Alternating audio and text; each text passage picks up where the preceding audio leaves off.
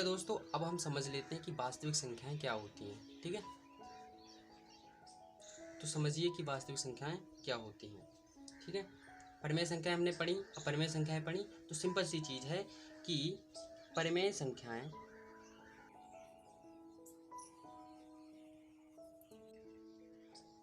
तथा अपरिमेय संख्याओं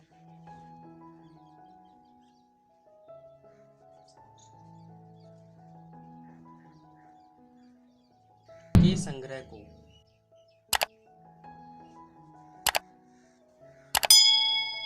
वास्तविक संख्याएं कहते हैं।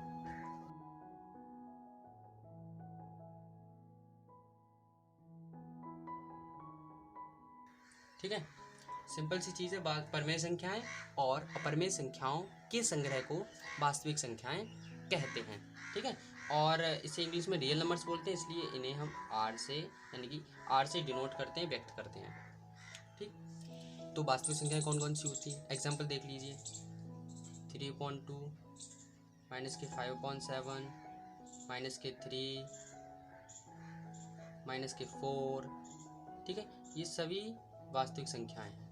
ठीक है, हाँ, मैं आपको एक इम्पॉर्टेंट चीज़ बताना भूल गया था कि कोई भी पूर्ण संख्या या कोई भी पूर्णांक ये परिमेय संख्याएं होती हैं।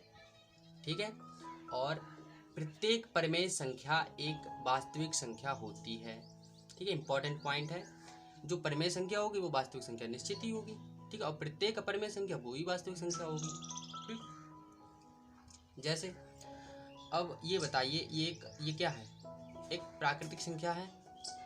अब ये परिमेय है या अपरिमेय है? तो ये परिमेय है, क्योंकि अगर मैं बोलूँ इसको p/q के रूप परिमेय संख्या कैसी होती है? p/q के रूप में व्यक्त की जा सकती है। तो इसके नीचे मैंने 1 लगा दिया, यानी कि ये p हो गया, नीचे वाला ये q हो गया। अब p/q के रूप में इसे लिख दिया, यानी कि 2/1 हो गया 2 को। तो ये परिमेय संख्या है। ठीक है, 3 भी अपरिमेय संख्या, यानी कि प्रत्येक नेचुरल नंबर, प्रत्येक प्राकृतिक संख्या परिमेय संख्या होती है। ठीक है, अब हम आगे सीखने वाले हैं वास्तविक संख्याओं का दशमलव प्रसार। ठीक, जैसे कुछ वास्तविक संख्याएं होती हैं तो उनका दशमलव प्रसार किस प्रकार का होता है, तो उनका हम दशमलव प्रसार के बारे में थोड़ा पढ़ लेते हैं और अच्छे से समझ। तो वास्तविक संख्या और उनके दशमलव प्रसार को समझते हैं। ठीक है, कोई 3 एग्जाम्पल दे रखे हैं, जैसे कि मैं एग्जाम्पल ले लूँ, 3 वास्तविक संख्याएं ले लेते हैं, जैसे कि 10/3, ठीक है, 7/8 और 1/7। अब इनका दशमलव प्रसार देखते हैं किस प्रकार का है।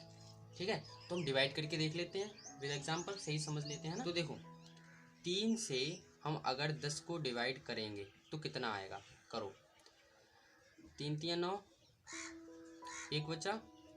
अब 1 बचा, पॉइंट लगाया, 0 बढ़ाया, 3 3 9, फिर 1 बचा, पॉइंट लगाया, 0 बढ़ जाएगा, 3 3 9।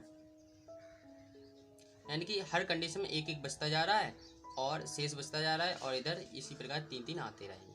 ठीक है, अब हम देख लेते हैं 7/8 का दशमलव प्रसार, यानी कि 8 से हर से अंश को भाग देनी यहाँ पे। ठीक है, तो 8 है, बाहर तो जाएगा नहीं, पॉइंट लगाया, 0 बढ़ा लिया। ठीक है, अब तो भाग दे सकते हैं, 8 8 यानी 8 8 64, कितने बचे? 6, पॉइंट लगाया, 0 बढ़ जाएगा, 8 7 56, कितने बचे? 4। ठीक, और पॉइंट लगाया, 0 बढ़ गया, कितने हो गए? 40, और 8 पंजे 40, कुछ नहीं बचा। यानी कि यहाँ पर जो शेष है वो कुछ भी नहीं बचा, यानी कि शून्य बचा है। ठीक है, अब हम 1/7 का दशमलव प्रसार देख लेते हैं। 7 से हमें इसको डिवाइड करना है, भाग देनी है। तो देखो, पॉइंट लगाया, 0 बढ़ाया। ठीक है, अभी बार जा रहा है, तो 7 एकम 7, कितने बचे? 3, पॉइंट लगाया, 0 बढ़ाया। अब कितने हो गए? 30, तो 7 चौक 28, कितने बचे? 2, पॉइंट लगाए, 0 बढ़ जाएगा। ठीक है, 7 3 ज़्यादा हो जाएंगे, तो 7 दूनी फिर से लगा दो, 7 दूनी 14, 6 बचे, पॉइंट लगाए, 0 बढ़ गया, 7 8 56, 7 अट्ठे 56, 4 बचे, पॉइंट लगाए, 0 बढ़ गया, 7 पंजे 35। ठीक है, अब 40 में से 5 गए, कितने बचे, 5, पॉइंट लगा है, 0 फिर से बढ़ गया। ठीक है, पॉइंट लगाए, 0 फिर से बढ़ गया, अब हो गए 50। अब 7 में क्या लगाएं, 7 लगा दो, 7 सत्ते 49, यानी कि 1 बचा। अब देखो वही कंडीशन आ गई, 1 बचा है, वही कंडीशन है, 1 शेष बचा है। यहाँ पे हमने 1 से ही स्टार्टिंग की थी, यानी कि अब ये यही रिपीट होता रहेगा इसी प्रकार। ठीक है, तो ये दशमलव प्रसार, ये 3 एग्जाम्पल हमने लिए। इससे हमने क्या सीखा, इससे सीखा ये कि इसका कंक्लूजन निकालते हैं। ठीक है, तो यानी कि जो दशमलव प्रसार होता है, ठीक है,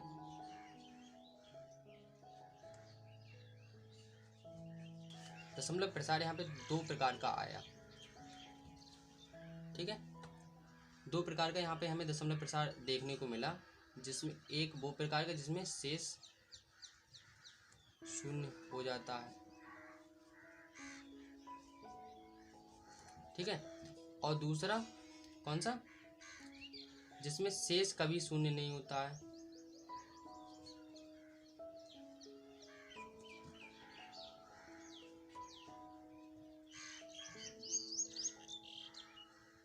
ठीक है, तो ये 2 प्रकार का हमें दशमलव प्रसार देखने को मिल गया।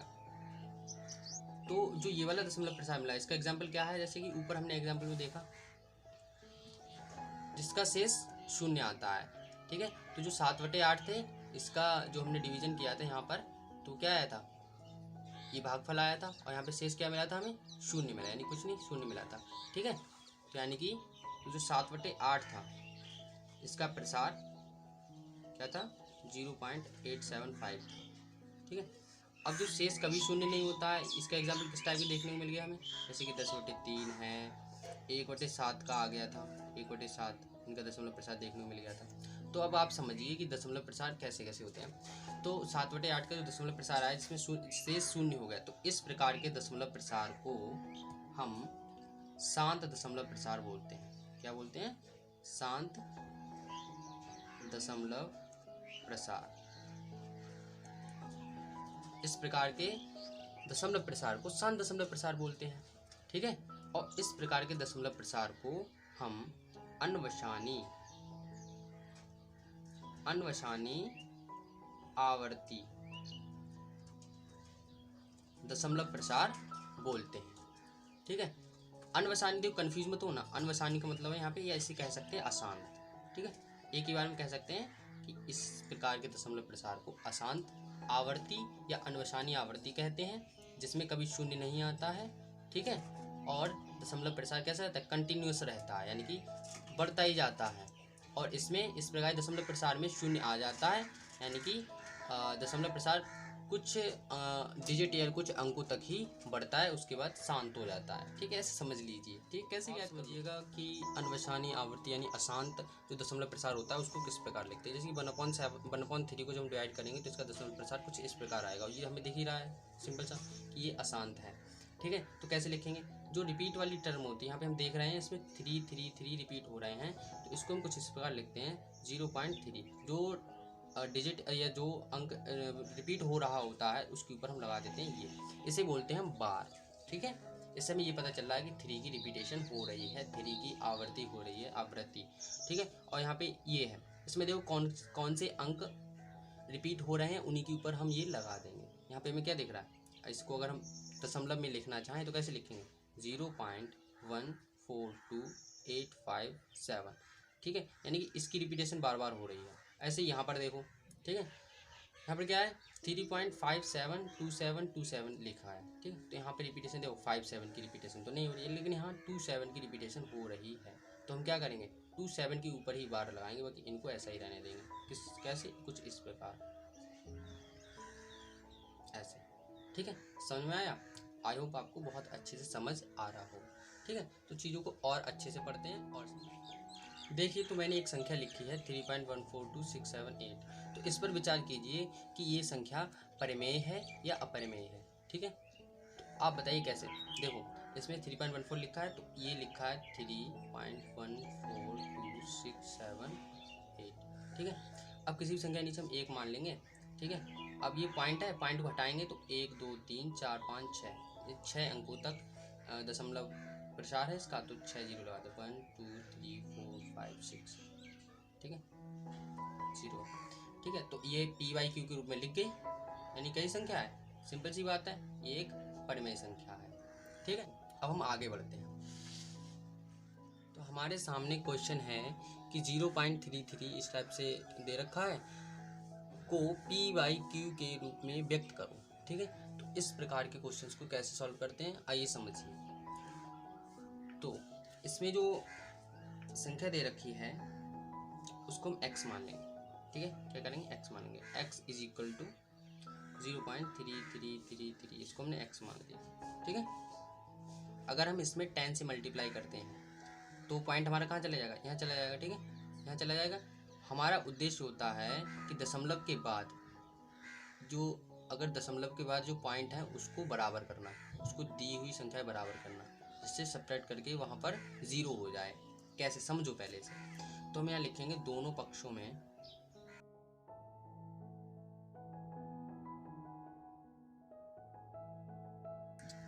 10 से गुणा करने पर, ठीक है।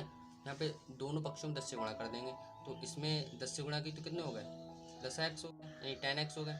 और इसमें 10 से गुणा करेंगे तो क्या होगा, हमने देखो एक चीज़ बताएं आपको, जब हम गुणा करते हैं तो जो दशमलव होता है वो राइट के लिए थोड़ा सा खिसक जाता है, ठीक है। अब जब हम भाग करते हैं तो दशमलव लेफ्ट के लिए खिसक जाता है। तो यहाँ पे हमने 10 से गुणा की है, तो यानी कि एक डिजिट के इधर आ जाएगा दशमलव। अब कितना हो जाएगा, 3.333, ठीक है, इस टाइप से हो जाएगा। तो देखो इसको हम मान लेते हैं समीकरण 1 और इसको समीकरण 2। हमारा उद्देश्य था इसको और इसको बराबर करना, ठीक है। दशमलव के बाद संख्याओं को बराबर करेंगे, हम पहले x के बराबर कर देंगे, जिससे क्या है, हम इसमें से ये घटाएंगे अब, तो यानी कि ये वाला इधर पॉइंट वाला पोर्शन 0 हो जाएगा, ठीक है। समझते हैं। अब देखो समीकरण 2 में से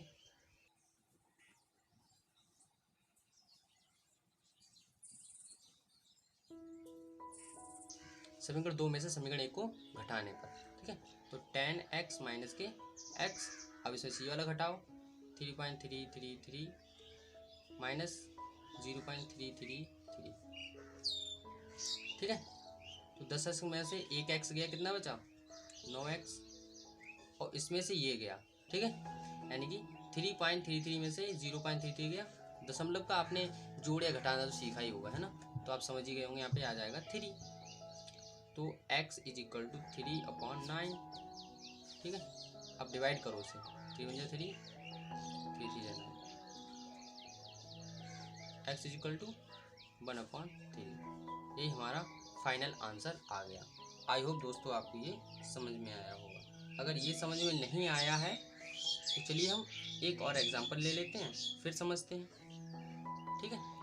तो दोस्तों ये क्वेश्चन नंबर 2 इस प्रकार दे रखा है कि 1.272727 को p/q के रूप में व्यक्त कीजिए, ठीक है। तो आप यहाँ पर ये वाली संख्या देख रहे हैं, इसमें लिखा है, तो इसको हम इस प्रकार लिख सकते हैं ना, जिसकी रिपीटेशन हो रही है उसके ऊपर बार लगा देंगे, यानी ये संख्या हमारी दे रखी है, उसको p/q के रूप में व्यक्त करना है। तो आइए इसे सॉल्व करें, ठीक है। अब सोचो इसमें कितने से गुणा करें। सबसे पहले पहली टर्म तो क्या होती है, यही तो होती है कि हम दी हुई संख्या को x मान लेते हैं, तो 1.2727 इसको x मान लिया, ठीक है। अब समझो क्या करना है, अगर इसमें हम 10 से गुणा करते हैं, ठीक, 10 से अगर हम लोग गुणा कर दिए तो पॉइंट हमारा आ जाएगा यहाँ, ठीक है। तो पॉइंट हमारे यहाँ आ जाएगा, जब पॉइंट यहाँ आ जाएगा तो ये पहली वाली टर्म के बराबर नहीं होगा, तो पॉइंट के बाद 727272 आएगा, लेकिन यहाँ पॉइंट के बाद 2727 है, ठीक है। तो अगर हम यहाँ पे 100 से गुणा कर दें, तो 100 से गुणा कर दें तो पॉइंट यहाँ आ जाएगा, ठीक है। तो यानी कि अब पॉइंट के बाद 2727 आ जाएगा, और यहाँ भी 2727 दे रखा है, यानी कि हम जब गुणा करते हैं तो हमारा उद्देश्य ये होता है कि दशमलव या पॉइंट के बाद हम जो डिजिट दे रखे हैं वो समान हो, ठीक है, क्वेश्चन के ही समान हो, ठीक है। तो यानी कि अब पता चल गया यहाँ पे कितने से गुणा करना है, यानी 100 से गुणा करें तभी ये वाला ये जो दशमलव प्रसार दे रखा है वो इसके बराबर होगा, पॉइंट के बाद जो संख्या है वो समान होंगी, ठीक है। तो क्या करेंगे, तो हम सीधी सी बात अब लिख दो, सिंपल हो गया, दोनों पक्षों में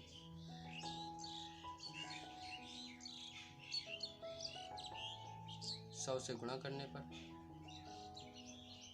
ठीक। तो दोनों पक्षों में 100 से गुणा करने पर कितना हो जाएगा, 100x इज इक्वल टू, अब 100 से गुणा कर दी तो यानी कि 100 में कितने जीरो हैं, 2 जीरो हैं, ठीक।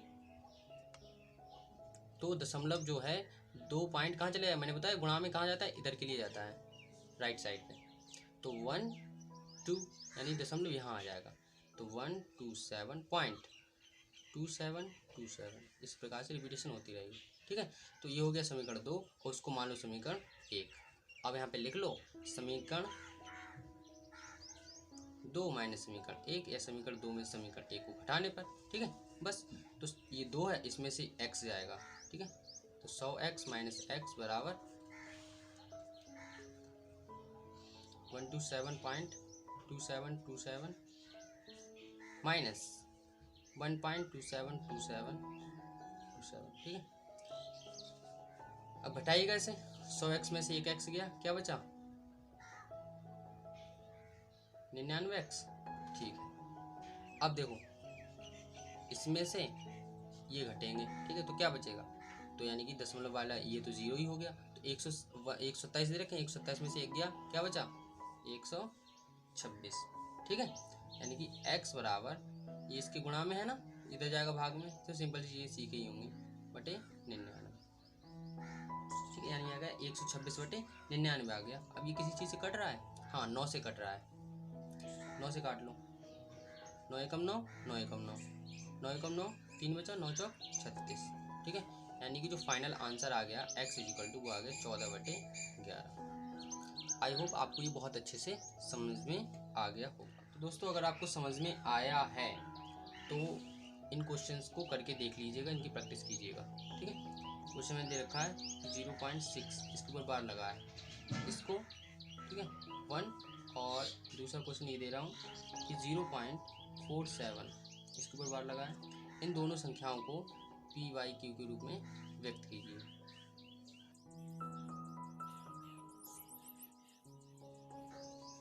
तो दोस्तों वीडियो के अंत में मैं आपको बहुत ही एक इम्पॉर्टेंट बात बता दूं कि यहाँ से हमारा कंक्लूजन यही निकला है, अगर हम प्रसार वाली बात करें, कि जो परिमेय संख्या होती है उनका प्रसार या तो शांत होता है, ठीक है, या अशांत अर्थात या अनवसानी आवर्ती होता है। लेकिन जो अपरिमेय संख्या होती हैं उनका जो प्रसार होता है वो अनवसानी यानी कि अशांत होता है और अनावृत्ति, और इस प्रकार का होता है कि उसमें कोई भी रिपीट नहीं होता है, कोई भी दशमलव प्रसार रिपीट नहीं होता। जैसे कि ये एग्जाम्पल दे रखा है, इसमें देखो, इसमें ये ऐसे ही कंटिन्यूसली चलता रहेगा, इससे ही पता चल रहा है ये प्रसार कैसा है, अनवसानी है, ठीक है, यानी कि अशांत है, क्योंकि इसका जो शेष है वो जीरो तो आने वाला है नहीं।